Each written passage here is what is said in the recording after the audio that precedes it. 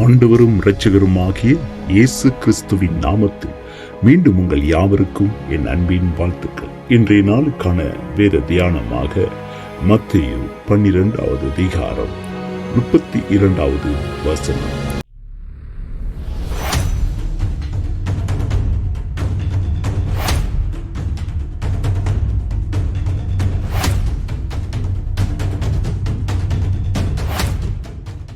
ஆதலால் நான் உங்களுக்கு சொல்லுகிறேன், எந்த பாவமும் எந்த தூசணமும் மனுஷருக்கு மன்னிக்கப்படும், ஆவியானவருக்கு விரோதமான தூசணமோ மனுஷருக்கு மன்னிக்கப்படுவது இல்லை.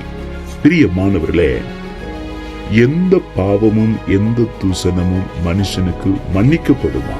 ஆனால் ஒரே ஒரு காரியம் மாத்திரம் மனுஷனுக்கு மன்னிக்கவே பட மாட்டார்.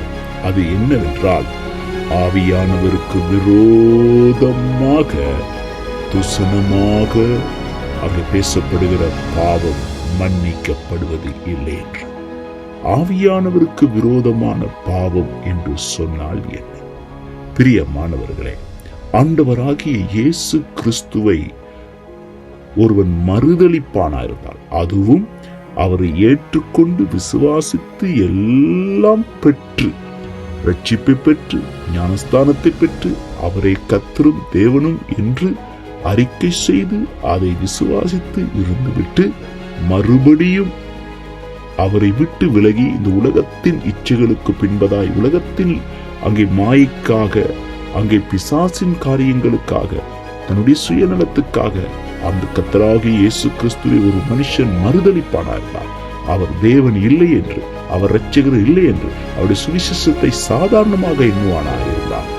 அப்படிப்பட்டவனுடைய பாவம் ஒரு நாளும் மன்னிக்கப்படுவது இல்லை.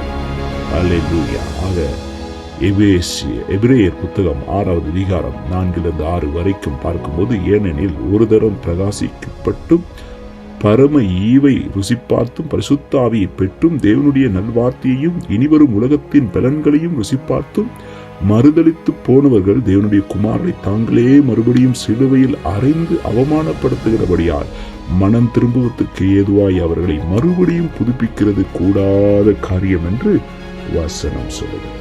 ஆக நாம் பரிசுத்த ஆவியானவரை துக்கப்படுத்தாதபடி வாழ்வோம். கர்த்தராகிய இயேசு கிறிஸ்துவே தேவன், ஆண்டவர். ஆமென்.